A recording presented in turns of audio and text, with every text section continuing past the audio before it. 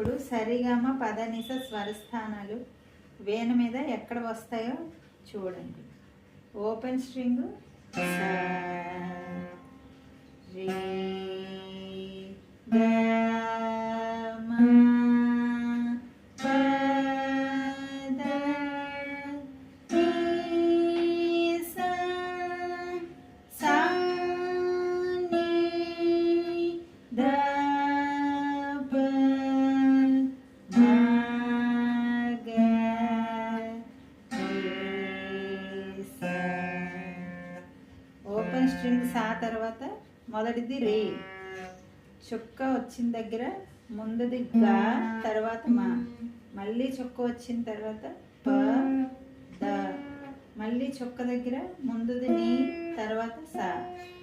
ఈ చుక్కలు బట్టి మీరు చక్కగా ఇలా వాయించుకుంటూ ప్రాక్టీస్